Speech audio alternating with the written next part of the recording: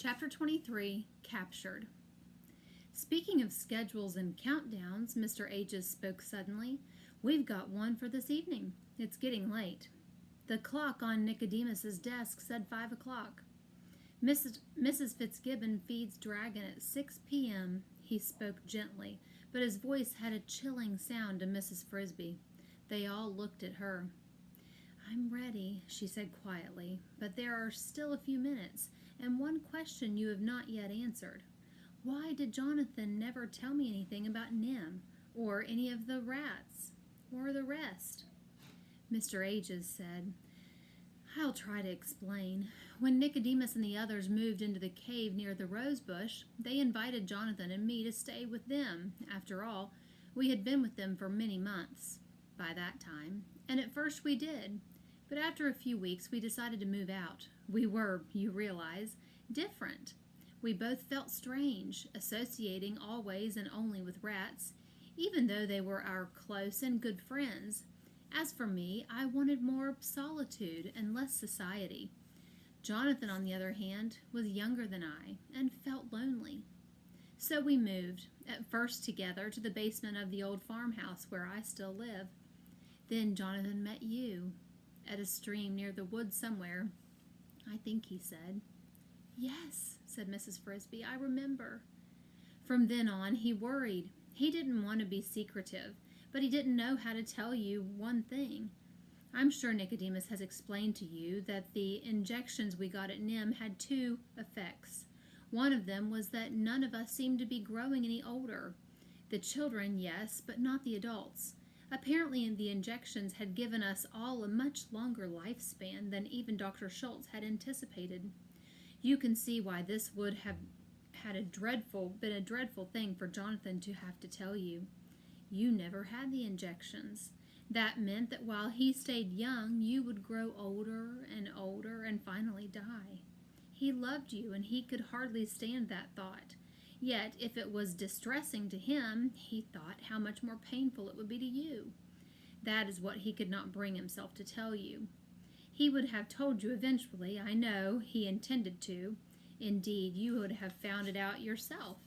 You would have seen it happening. But it was hard. He kept putting it off, and then finally it was too late. Poor Jonathan, said Mrs. Frisby. He should have told me. I wouldn't have minded. But will my children also have longer lives? Said Nicodemus. We don't know yet. We think so, but our own children are not yet old enough to be certain. We do know that they have inherited the ability to learn. They master reading almost without effort. He stood up, took out his reading glass, and looked at the clock. But Mrs. Frisby interrupted again. One more thing, she said. What happened to Jenner? Nicodemus said. He left. He was against the plan from the start. In our discussions, he tried to persuade others to oppose it too. Only a few others joined him, though there were some others who were still doubtful about it. They're going to stay with us and try it. The argument stayed reasonably friendly, but the last straw for Jenner was when we decided to destroy the machines. Destroy them? For two reasons. One, so that if anyone ever finds the cave, there won't be any evidence of what we've been doing. Nothing but broken bits of metal, debris that will look like ordinary junk.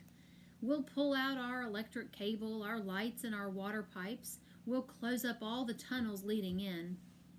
The other reason is very important, more important. When we move to Thorn Valley, we're going to have some hard times. We know that, and we're braced for it. If this cave is still open with the machines and the lights, the carpets, the running water still here, there will be a terrible temptation to give up and move back to this sort of life. But we want to remove the temptation. But when Jenner heard the decision, it was made at a meeting, he grew really angry. He denounced us all as idiots and dreamers. He stamped out of the meeting, and a few days later he left the group forever, taking 6 of his followers with him. We don't know where they went, but we think they will try to find some place where they can set up a new life, like this one. I wish them luck, but they'll have trouble. There won't be any toy tinker this time. They'll have to steal their machines, everything. That worries us some, because if they get caught, who knows what might happen. But there's nothing that can be done about it. We're going ahead with the plan, and once we get to Thorn Valley, I think we can stop worrying. Justin stood up. It's time to go. He picked up the paper with the sleeping draught in it. Mrs. Frisby, Justin, and Mr. Ages walked together up the long corridor to the rose bush. Remember, when you come up through the hole in the kitchen floor, Mr. Ages said, you'll be under a cabinet. It's low, but there's room to move. Go a few steps forward and you'll be able to see out into the room. Mrs. Fitzgibbon will be there, getting dinner for her family. They eat at about 6. When she's got their dinner ready, she'll feed Dragon. He won't be in the kitchen, but he'll be waiting just outside the kitchen door on the front porch. She doesn't let him in while she's cooking, because he makes such a pest of himself, rubbing against her ankles and getting between her feet. If you look to your right, you'll see his bowl. It's blue and it has the word kitty written over and over around again on the side. She'll pick it up, fill it with cat food, and put it down again in the same place. Then watch it closely. She'll walk over to the door, let him in, and that's your chance. Her back will be toward you. She's got to walk about 20 feet. It's a big kitchen. The bowl will be about 2 feet away from you. Be sure the paper packet is open. Then dash out. Dump the powder into the food and dash back. You don't want to be in sight when Dragon comes in. I can tell you that from experience. Is that how you got hurt? I got there a few seconds late. I decided there was still time. I was wrong.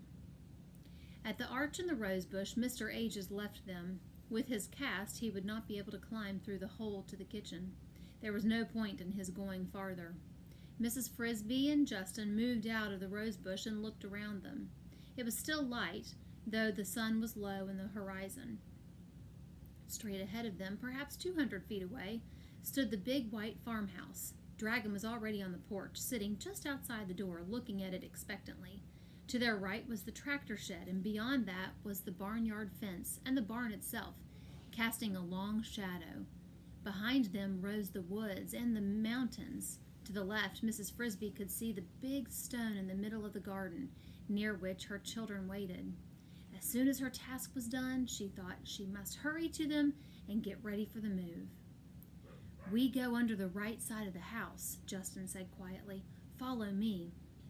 They made their way around the edge of the yard, staying in the shadows, keeping an eye on Dragon. Justin still wore his satchel and had put the powder package inside it. There was a basement under the main part of the Fitzgibbons' house, but the big kitchen had been added later and stood on a foundation of concrete blocks, with only a crawl space underneath.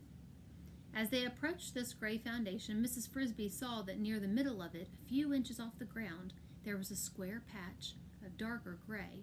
It was a hole left for ventilation, and there was a screen over it. When they reached it, Justin caught hold of the screen and pulled the corner. It swung open. We loosened it a bit, he explained, holding it open for her. Mrs. Frisby crept through. Careful, he said. It's dark. There's a drop-off about a foot. Just jump. We put some straw at the bottom so it's soft. Holding her breath, Mrs. Frisby jumped blindly into the blackness and felt the cushion of straw under her feet. In a moment, Justin landed beside her. They were under the Fitzgibbons' kitchen. Now, he said softly, look to your left. See the patch of light? That's the hole. The light comes from the kitchen. We've piled up dirt under it so it's easy to reach. Come on. Mrs. Frisby followed him. As they got near the bright hole, she could see around her a little. They were walking across bare earth, dry and cool to the touch. Overhead, there were heavy wooden beams holding up the floor, and above those, the floorboards themselves. Under the hole rose a small, round hill of dirt. They walked up this, and then Justin whispered, This is as far as I can go. There's not room for me to get through. I'll wait here. Come back down as soon as you're finished. Here's the powder. He handed her the paper packet. Remember to tear it open before you go out to Dragon's Bowl. Hurry now. I can hear Mrs. Fitzgibbon moving around. She's getting the dinner. Be careful and good luck." Mrs. Frisby first pushed the packet up through the hole. Then, as quietly as she could, grasping both sides, she pulled herself up and into the kitchen. It was light there, but Mr. Ages had not been joking when he said the ceiling was low. There was less than an inch between the floor and the bottom of the cabinet, so that she could not walk properly, but had to flatten herself out and crawl. She did a few steps and discovered that she was trembling. "Stay calm," she told herself. "Don't get panicky, or you'll do something foolish and spoil everything." Thus admonished, she crept forward again, and until she was near the edge of the cabinet. She stopped. From there she could see out into the kitchen fairly well. Straight across from her stood a big white gas stove, and in front of it, putting the lid on a pot, was Mrs. Fitzgibbon. Because the edge of the cabinet was so low, Mrs. Frisby could not see her head, but only up to her shoulders. "There," Mrs. Fitzgibbon said, as if to herself. "The stew is done, the bread is in the oven, the table is set." Where was the cat's bowl? Mrs. Frisby looked to her right, as Mr. Ages had said. There it was, blue, with words inscribed around the side. Yet something was wrong. It was not 2 feet from the cabinet, but more like 4 or 5. In the corner, where it should have been, rose 4 round wooden legs. She realized that she was looking at the bottom of a kitchen stool. No matter, she thought. The extra distance is just a couple of feet. Mr. Ages had not mentioned a stool, but perhaps they moved it around. She crawled to her right, as close to the bowl as she could get without showing herself, and tore open the package. Just as she did this, Mrs. Fitzgibbon walked over from the stove.